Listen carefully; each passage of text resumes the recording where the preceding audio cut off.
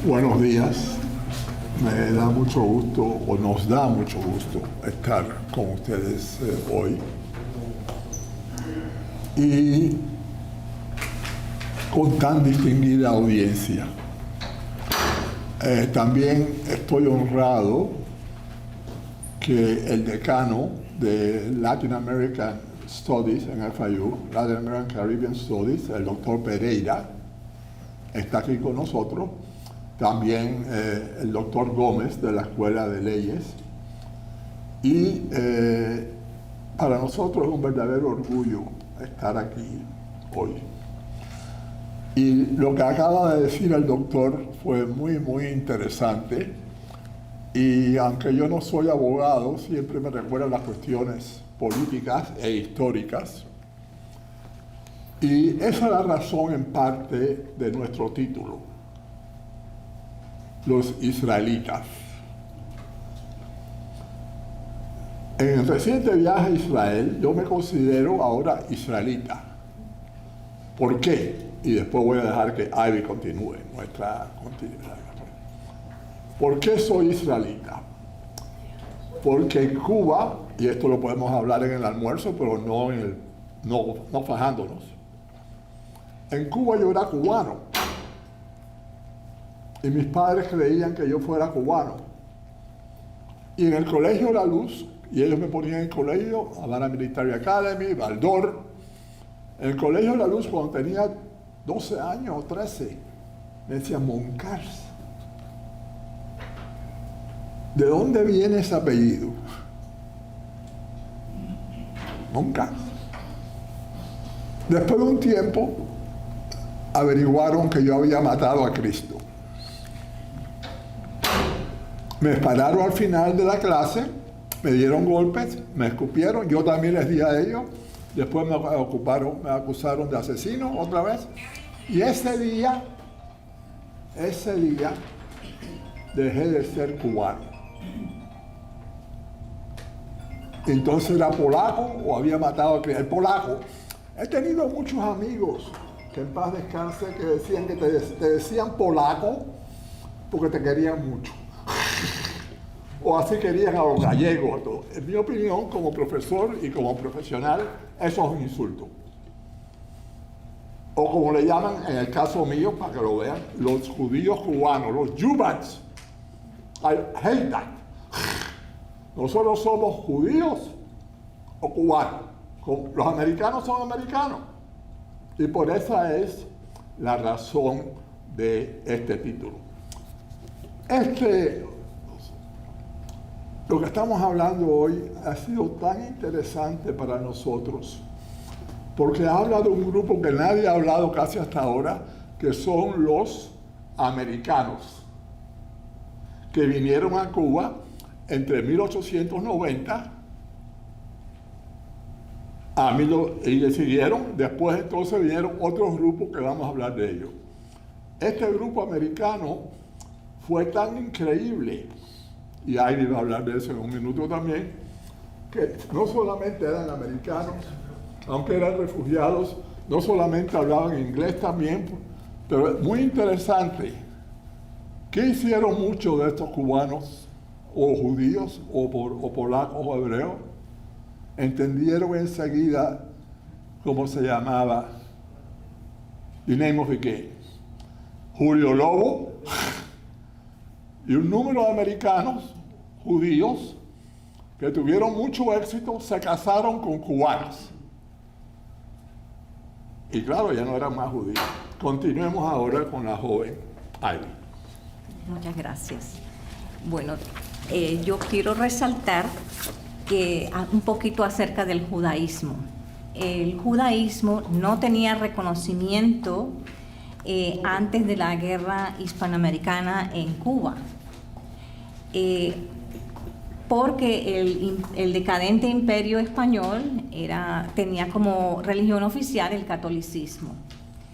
Sin embargo, la contribución de los hebreos a José Martí en 1895 y al movimiento de independencia fue fundamental para lograr la separación de Cuba del Imperio Español.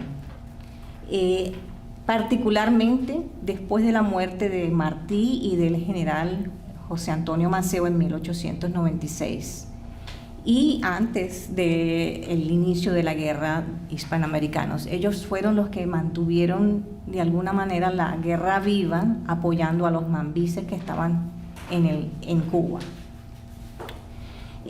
Luego, como el doctor Moncars mencionó,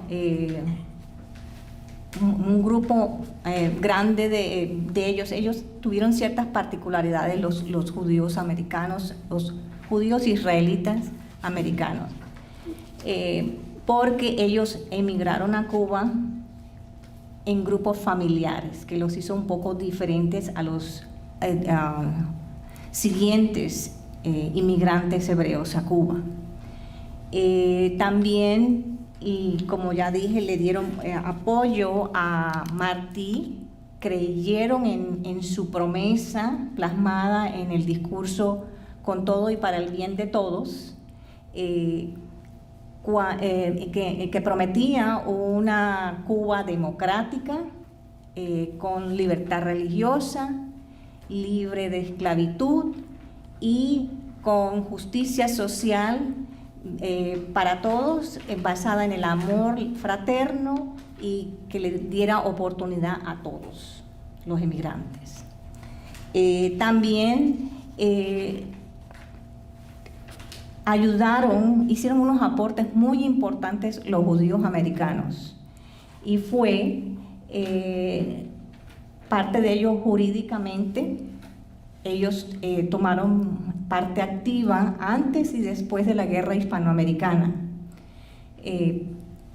Antes de la guerra hispanoamericana evitaron que Cuba se anexara a Estados Unidos a través de la enmienda Teller. En este aspecto tuvo una acción fundamental el abogado de Nueva York, Horacio Rubens. Horacio Rubens también asesoró jurídicamente al gobierno militar americano para hacer las reformas pertinentes jurídicas para gobernar a Cuba. Y también se involucró mucho en la modernización de Cuba, particularmente en todo lo que tuvo que ver con las compañías ferroviarias. Tú sigues, pero es importante esto también, que ha sido una lección para nosotros. Cuba era un país, al final y durante la guerra de independencia, súper pobre. No había nada. Era un país que no tenía nada. Entonces, naturalmente, después de la guerra tenía, aquí lo tenemos, el capital humano de los cubanos, que se habían muerto o estaban en la guerra o estaban en otro lugar. Antes de llegar a esto, algo muy importante, y por qué lo decimos. En nuestros estudios hemos visto la importancia de estos judíos en Nueva York, con los puertorriqueños. Y originalmente, como muchos de ustedes saben aquí, la idea original era que Cuba y Puerto Rico fueran libres. Algo pasó ahí. La enmienda que mi colega habla es tan importante porque, aunque no lo quieran creer, nosotros, los judíos, los polacos, los israelitas, tenemos mucho que ver con Cuba y somos cubanos, más cubanos que los cubanos, no más cubanos que los cubanos, pero esto que hicieron ellos es de verdad de gran orgullo. Y lo que Ivy me dejó hablar un momento, entonces Cuba era un país libre. Todavía no sabían casi nada de la revolución industrial. Y entonces estos americanos ayudaron a que Cuba se volviera parte de un país moderno y de un país industrial. Los ferrocarriles, la compañía de electricidad, todo lo que tiene que ver con algo moderno. Y este abogado tenía algo que ver con eso. Bueno, nos ha acabado el tiempo. Deja que ya termine. 5 minutos. Ajá, por favor. Ok, gracias. Bueno, Gracias, perdón. Entonces, quisiera resaltar unos comentarios y unas observaciones. Los judíos americanos contribuyeron tenían ventajas educativas y vinieron como grupos familiares, a diferencia de los sefaradíes y los askenazes de Europa, que vinieron individualmente, y la mayoría eran al principio hombres, que después se reunificaban con sus familias. Entonces los judíos americanos progresaron más rápidamente que las dos otras etnias de hebreos que hubo. También hay que en 1925 habían 2.700 sefaradíes, habían 100 grupos familiares de inmigrantes hebreos que provenían de Estados Unidos, y habían 5.000 de Europa oriental y occidental. Los hebreos en general se esforzaron porque sus descendientes adquirieran educación en universidades cubanas y aportaron a Cuba en las profesiones de medicina, derecho, ingeniería, la ciencia, las artes, y contribuyeron a sus comunidades y a Cuba en la economía.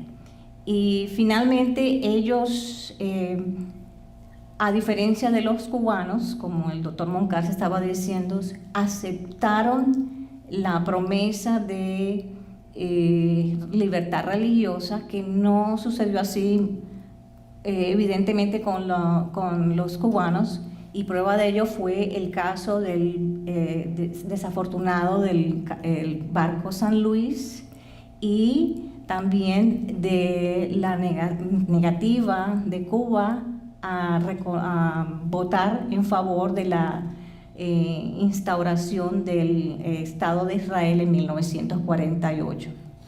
Como conclusión, puedo decir que los cubanos, los hebreos, vinieron en 3 oleadas étnicas, unos de Estados Unidos, otros de Europa y otros de Turquía y del Medio Oriente. Cada uno aportó en forma diferente dependiendo del nivel de modernización que tenían. Y bueno, realmente no se asimilaron, y cuando partieron, cuando se creó el Estado de Israel en 1948, y cuando entró el totalitarismo a Cuba, pues se fueron y más nunca volvieron. Bueno, me place mucho haberles su presencia, y muchas gracias.